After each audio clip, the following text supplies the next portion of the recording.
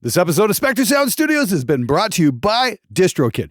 Get your music online and out to the world today. The amount of salt, though, the comment section looks like Carthage. Hang on, isn't that every week on this show?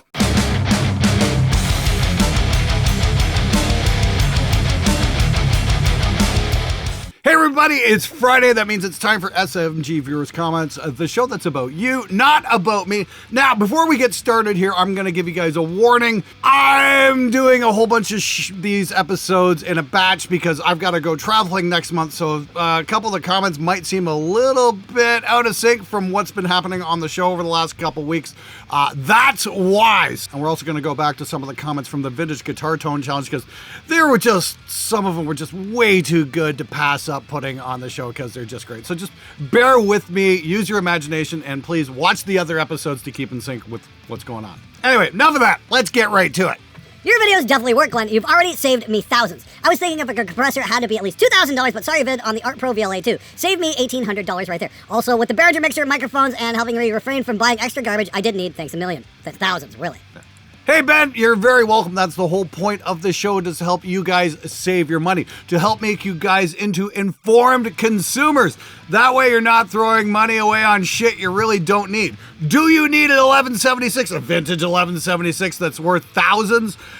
Despite what they might say on Gearslits, no you don't. You know, here's the thing. Yeah, there are some great compressors out there. The FMR, really nice compressor. The Art Pro VLA, you name it, that is great. But on the other hand, a lot of the forums have you convinced that you need the vintage ones or they're just not good enough, which is complete bullshit. The only reason they want you to have vintage ones is because they're probably trying to sell them. And yeah, they're somewhat rare, so they're worth a lot. Like this one here. Look at this. We got a pair of Universal Audio 1176s for $13,950. Meanwhile, a new brand new one will run you $2,600, which is just fucking insane. You know, we go over the stamp stuff, you know, you can get a pre-order for like $1,300 for the ADG. And that has the different revisions where you can swap out the different transformers and whatnot just by pressing a button. Very cool. I've got a pair of them. You guys have been listening to them for ages, and I'm kind of overdue on an episode for that. But, you know, there's also, say, the Black Lion Bluey. I know that's not stupidly expensive either. And even the Lindell 76, you know. So if you're in the market for a 76 FET style compressor, you might want to go that way. Unless, of course, you want to get into 500 series stuff. Then you can get some really cheap Lindell stuff for like $300-400. The only thing is you do need to get a 500 series power supply, and that's a video I really need to see if I should make, is seeing if I can get a cheap 500 series power supply and just how cheap it is for you guys to get into 500 series gear, because there's a lot of cool stuff out there that's not super expensive. Like, I got a couple of the Midas units. I did one on the compressor there a few years ago. I want to get one of the EQs and kind of try making a Midas channel strip.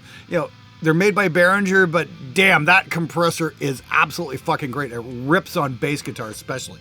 So yeah, there are some great alternatives out there for not a whole lot of money. You just got to do your homework and try not to listen to the bullshit peddlers out there trying to get you to spend money you don't really need to spend. You'd have thought that in a comment section filled with hundreds and hundreds of golden-eared guitars, there would have been 10 or 20 comments from people who realized that none of the guitars sounded like the guitars that they'd seen in the pictures. Or at least a few that were disappointed with the sounds coming from these supposedly desirable instruments. Were there any at all? I think there was one observation in that Vintage Guitar Tone Challenge. There was one commenter who said, hey, you know what? 2 of these sound like crap, 1 sounds like a real guitar. And that's out of literally 1,500 comments or something insane like that. One person got it right by just using his ears. It just goes to prove that we do indeed listen with our eyes. We don't try and listen beyond what's being presented in a visual manner. And I think that's kind of a shame. And there's nothing wrong with that. I'm just making an observation into human nature there, that we do tend to make judgments based on our eyes because we are a visual species. And as audio engineers, we need to learn to be able to work beyond that. And that takes training and years of practice to be able to do. If you want to get good at recording and mixing and whatnot, that's something you need to master, is how to listen with your ears and not listen with what you're seeing. And that is the unfortunate truth of the situation. Glenn, please start calling them tone woodentologists. Politely request they go stick a magnet to a tree and explain how the shaman calls down the lightning. Yeah, sounds about right for the situation, doesn't it? There's just so much bullshit going on in the guitar community about things you can't actually observe. It's gotten pretty ridiculous at this point. All I can do with this show is just put the myths to the test and see what's confirmed and what lies in the realm of bullshit. Turns out a lot of stuff lies in the realm of bullshit.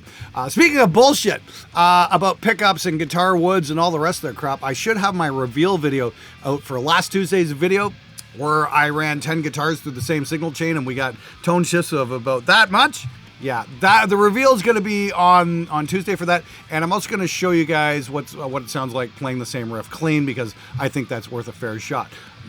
Suffice it to say, though, the TLDR in this is if you're playing at gain, don't worry about your wooden pickups. Worry more about your amp and your speaker and the mic that you're using to pick that up, because that's where the tones are really going to be. No matter how much people bleat, the sound's in the hands, man, the sound's in the hands. No. With metal, it's a completely different set of rules. Like usual. Damn good job on Speakers with Cola Killer Studio. Don't know why people are pissed about the guitar test. It was a test to indicate possible bias. Whether one uses a control or the test is a control is needed for bias and touchy-feely experiments. As someone who has judged science fairs a number of years, only one person in all the touchy-feely science projects I reviewed actually used a control. The project board was terrible in terms of neatness, etc., but gave it ribbon of merit since we judges who had never seen a control in 10 plus years of the science fair wanted to reward someone for using a control correctly. Keep it up. Yeah, that was actually kind of unintentional. I thought, yeah, let's just throw a PRS into the mix there on the blind test, so that way if anybody could actually tell like a good guitar from a supposed shit guitar. Turns out, no.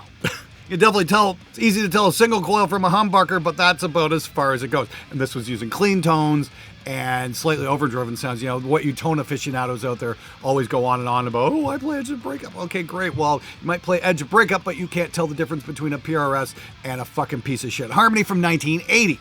And I'm going to say thank you for that observation, because in my blind guitar tone challenge, and I did use a controller, I used the one guitar everybody sounded great, and that was this thing, the Spectre SLS Evil Twin. This guitar is an absolute fucking beast. You know, I did a review on it there a couple weeks ago. Everybody said how great this guitar sounded. I'm like, I don't think it's the guitar, guys, and just went on to prove it. So make sure you watch Tuesday's video, please, for the reveal, because I think you guys are going to like what you see, and hopefully it's going to help you guys save some serious money as well along the way. I love that most comments were, this video proves nothing. All it does is explanation of the exact point the video proves. Dude, great observation. Hey guys, real quick, this episode of Spectre Sound Studios has once again been sponsored by DistroKid, my favorite online music distribution service, and I've been using it trouble-free since 2015. It is the place to get your music online to all the major streaming sites like Apple Music, Amazon, Google Play, and Spotify, plus over 150 smaller online music retailers as well. It costs a whopping $20 a year, and you keep 100% of your earnings. DistroKid also has tons of cool features, like getting your project more followers on Spotify with Hyperfollow, or change your image on Apple Music and iTunes, plus adding credits and liner notes to stores and streaming service. You can list musicians, contact info, social media profiles, and hundreds of other roles. There's even a synced lyrics feature you can have so the lyrics play along to your Instagram and Apple Music posts. Now, what's more, the new splits function works great for those long-distance collaborations that everybody's doing these days. Splits allows you to pay your collaborators automatically by percentage, so you can concentrate on making music instead of learning how to be an accountant. You can change up the splits, add or remove collaborators at any time, and collaborators even get a 50% discount on their own DistroKid account. Now, for all you drummers out there, that's only $10. And there's 3 levels of plans available: Musician, Musician Plus, and even one for labels. Now, I personally use DistroKid to put my own music online, including this channel's theme song, The Eagle Has Landed. And I even got a license through DistroKid for that cover of Moon on the Water we did a couple of years ago. Go to distrokid.com/VIP/Spectre today and grab yourself a 7% discount on your first year. Links in the description below. Now back to the show.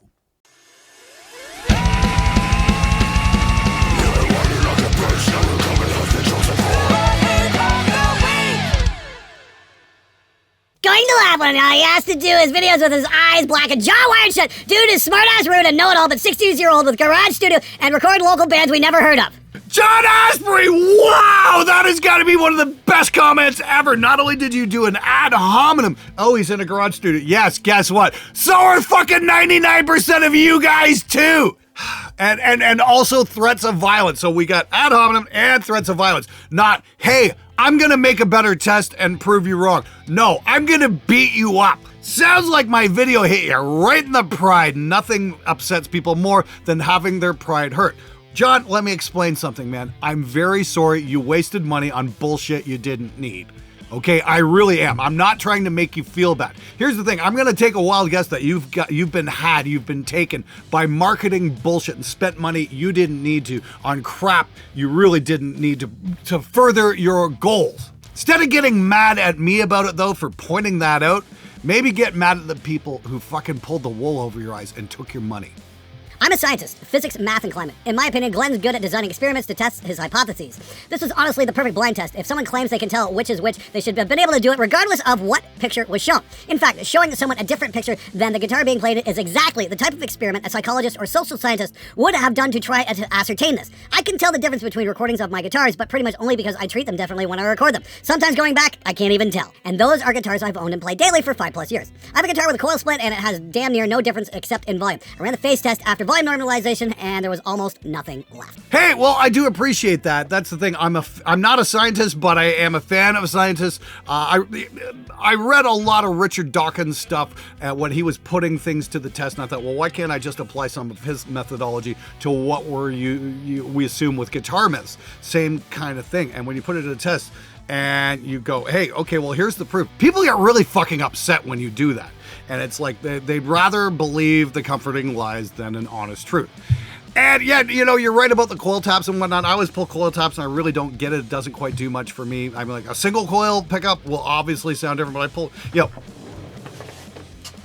great guitar test I just did the other day. I just reviewed this wonderful 29 fret Ormsby the other day. I just pulled the coil tap and I'm like, I'm not hearing that much difference, to be completely honest.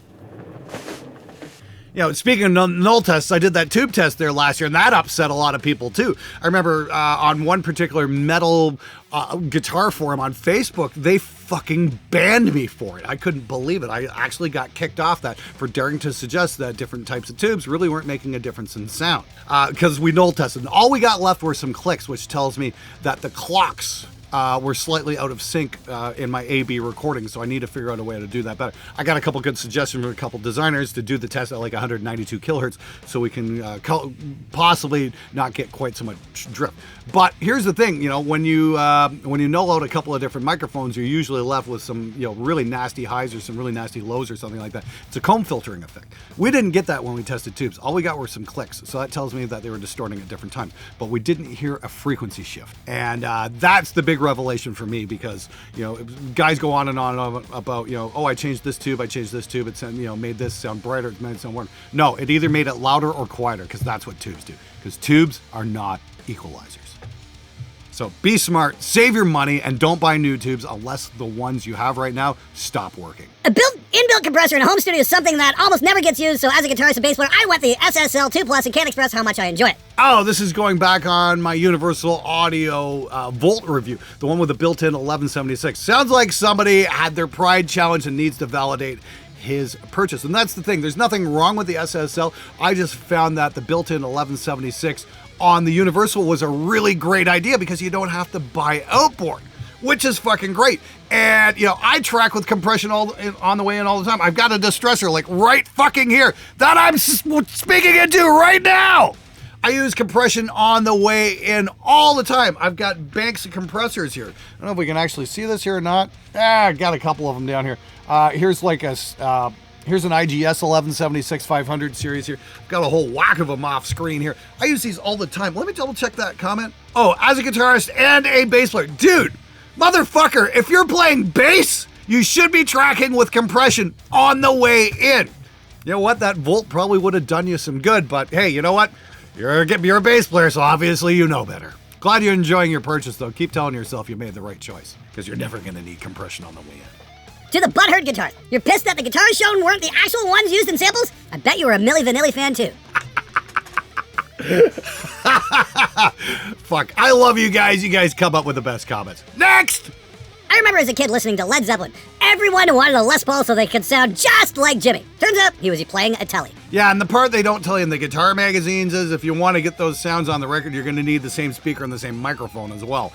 That's the big part that they never talk about when they're trying to sell you gear, and I just still can't figure it out why. I'm still trying to hunt down what speakers Hetfield was playing through on the Master of Puppets record. I'm trying to get that figured out, and nobody's been able to give me a definitive answer. There's a lot of claims arguing with one another. Oh, it was this speaker, and just nobody can give you a fucking straight answer, and I think that's a real shame. Yeah, that would be my big thing, though, is if you want to get the Zeppelin sound, yeah, you're probably going to, I would think, Marshall Plexi, probably greenback speakers as well. The guitar, yeah. Don't know how much of a difference that's going to make. Then again, Telly is a single coil, so yeah, you know what? That might actually be making the difference. Try that. Plexi, greenback, Telly. See if we can get the Zeppelin sound. Now, why anybody would want that sound is beyond me. I'm more into the, Carcass and In Flames kind of guitar sounds. That's kind of my thing. But if that's your kind of thing, you want the watered down version of an awesome sound, hey, go for it. It's your money.